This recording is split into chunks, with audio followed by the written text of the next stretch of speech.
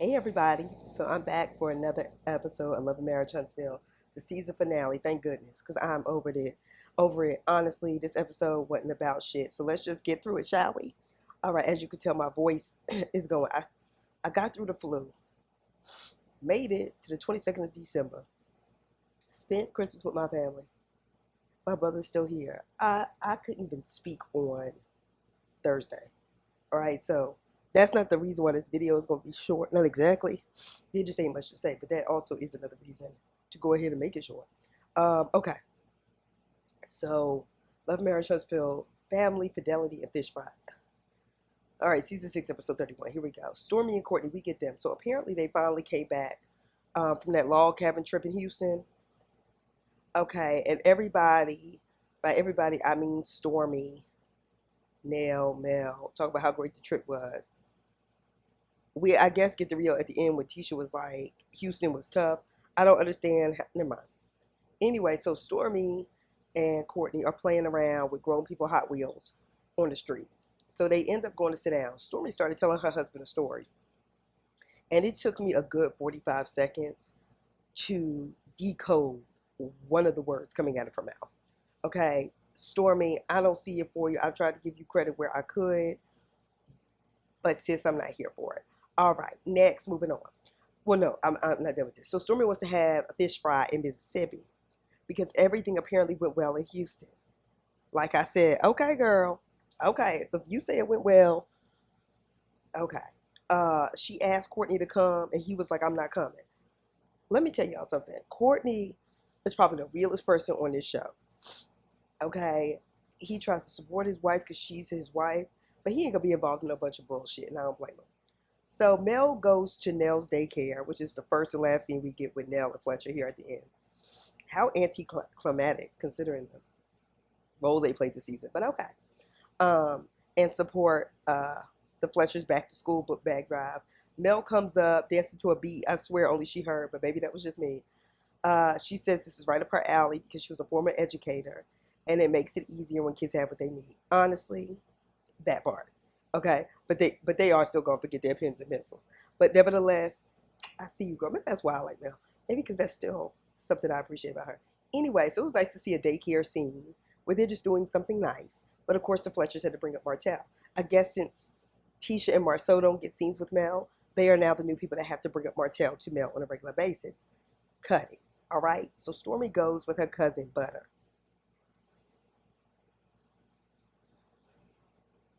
Anybody named Butter, I don't trust. Nothing that come out your mouth. If you know, you know. Okay, who's like her brother, she said to a family fish fry, whatever. So it was as easy to understand Cousin Butter as it was to understand Stormy. Damn near not at all. Okay? I thought I had dealt with some dialects and shit, but y'all motherfuckers, y'all don't speak no goddamn English. Hardly. Anyway, so Stormy is an only child who does not understand how deep sibling issues and rivalries can go or become, clearly. Or she just stuck on stupid. I don't know. She wants something fixed that she does not fully understand. We didn't see that whole Houston trip. First of all, because it just cut off. Didn't nobody pack. Last time we checked, it was with horses and a reverend therapist. It was a lot. Okay, it was just, huh? Anyway, I know they didn't hang out in a log cabin after that with any real forms of entertainment, and shit didn't go down. I refuse to believe that. Okay, but that's just me. That's just me. But that would have been better than this dry ass, sorry ass season finale of a too long a damn season. Who y'all think y'all are? The Real Housewives of Atlanta in season 5? Anyway, so she goes to see her family at this goddamn fish fry. We get it. She has two cousins who are brothers, and both their names are Tyrone. That is country as hell. That's like George Foreman having them 5 sons and all of them named George. Silly shit. Anyway, her grandmother actually looks good. Her grandmother looks good. So Story puts her mom and Aunt Lisa together and says she takes him away from her grandmother. So if something goes down, grandma won't see it. Or whatever she calls her grandma. Well, bitch, then don't have the conversation at the fish fry because you know how people do. You know how people do. All right? So Aunt Lisa said it's still working for a living. People have to do that. Everybody can't retire like that. All right? And she said her husband works at a town a lot. And she said, you know, sometimes she needs weekends for that. And apparently Aunt Lisa feels like it was fine as long as she was doing whatever other people wanted her to do. and it probably became too much. We don't know, but honestly, I believe it. A lot of people in family say that. Okay, when she told Betty, well, you see your husband every night. And she said, that's not quality time because mama's in the house. And she was like, well, how loud do y'all get? I said, well, damn.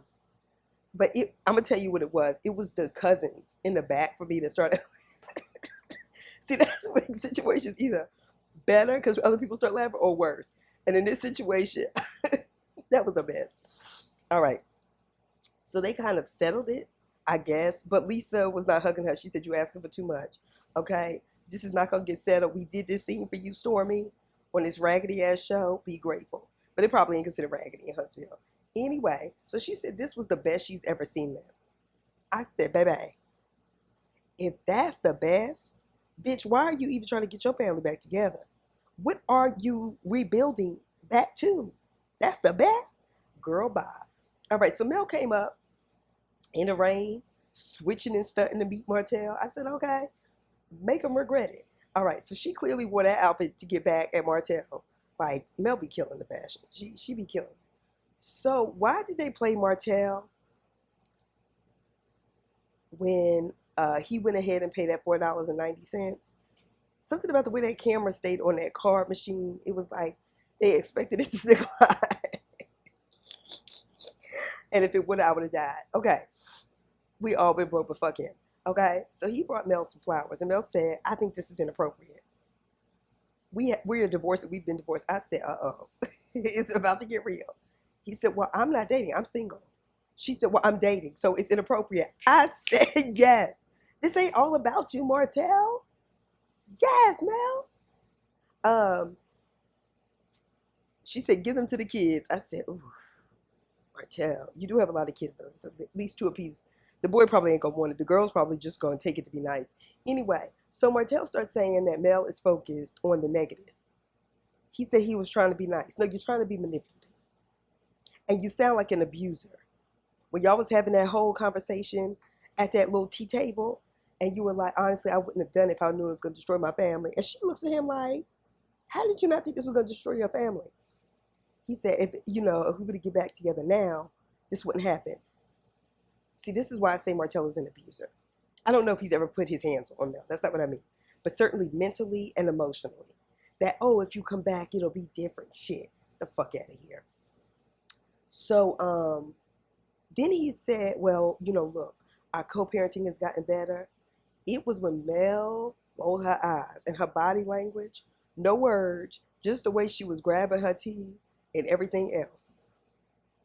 When Mel said, this is the most gaslit experience I've had in my life, I said, call it for what it is. Call it for what it is.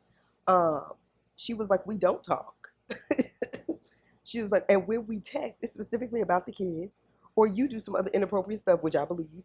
Mel called him an agent of chaos. He is. And that he still hasn't grown up. He hasn't. And he won't. Okay, as long as he can have little trashy side chicks that believe his every word, hoping to be next in line, you dumb bitch. Anyway, and she gonna be forever jealous of Mel, because the way you got him was some whack lame ass shit, and you talk like you slow. She is. All right, so he said, so what would it take for us to stay in this place of peace? When Mel said, we're not in a place of peace. I said, yes, I'm sorry, I'm coughing off in it. So Martel was acting like he had no idea what she was talking about. And that's gaslighting 101. Mel, that lace front was distracting though. If you noticed, you noticed. Okay, so Mel said, you called me all kinds of hoes and bitches and blowing up all these inaccuracies to people just as far back as Houston. And he was like, well, that's the past. This, that, and the other. Let me tell you something, Martel. Old Mel is dead. And when he apologized and said, I'm sorry about that, she said, no, you're not. She didn't even let him do that. And I'm glad she didn't do that fake kind of black woman when they feel like they have to accept black men's apologies because black men don't get upset. Fuck them. They know what they're doing to us. All right? So Mel is past that point. Like I said, old Mel is dead. Okay? And I mean that in the way that she was trying to really work through their relationship. And he had multiple opportunities.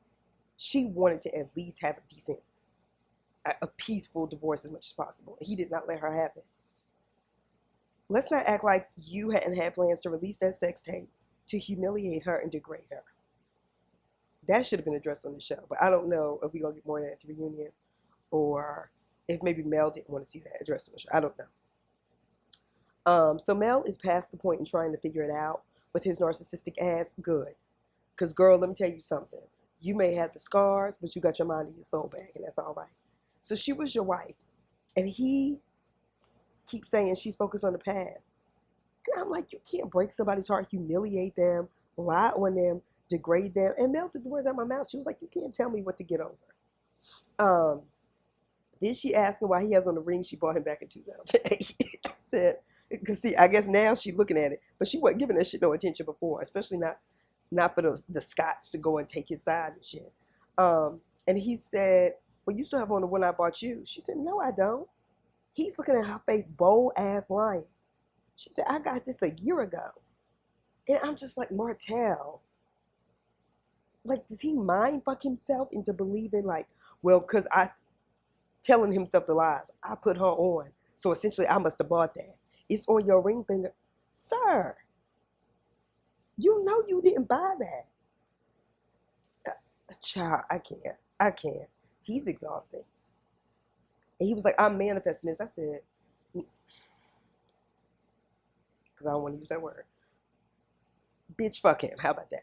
All right. So she said, give my kids flowers and tell them it's from their mom. Oh, shit. She said, I sent them just like I sent them food to your house. I said, oh, damn, Martel, get some money.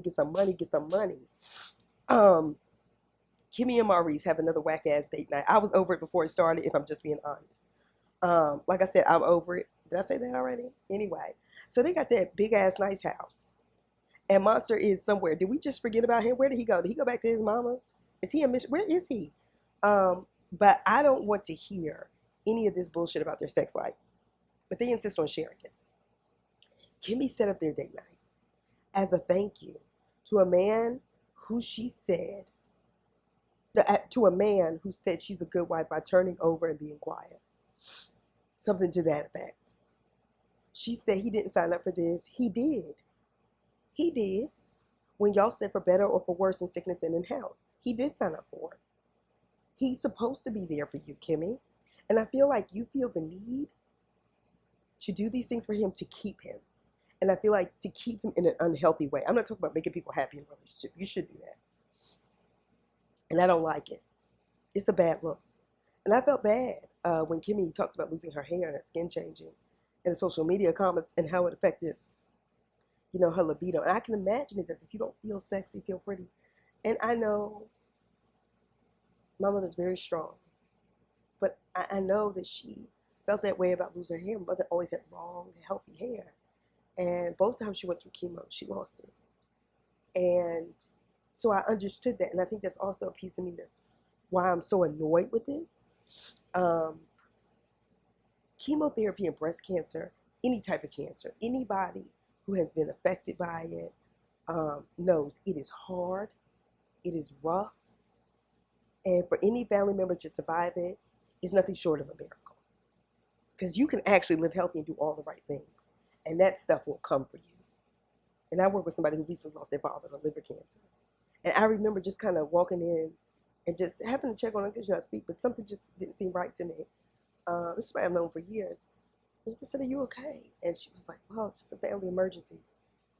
6 weeks later, she's missing for like 2 weeks. Her father died. And they didn't even know. And I just, you know. So that's what I'm saying. This, for your family member to survive, Maurice, be fucking grateful. Go jack off in the bathroom and shut the fuck up. Anyway, so forgive me for being bothered. Okay, when Kimmy was doing the photo shoot, I feel like was for Maurice instead of her just feeling like I got my body back, so on and so forth, after all she's gone through. And this bastard, the best he could do for her was draw abs on his stomach with a goddamn Sharpie. Don't put that leg that close to my skin, you dumb ass. Then we get Tisha and Marcel at the house. Next, oops, that's the end of the episode. Okay, so I guess we'll look at this, what do you call it, a reunion? Gosh, it might as well be, never mind. Look, this stuff needs to go off. But anyway, I hope y'all have a wonderful rest of your weekend. Happy New Year. am wishing, praying blessings upon all of you. Please be sure to like the video, subscribe to the channel if you haven't. And I really appreciate all of you who have. Yes, but peace and blessings, all right? See you soon.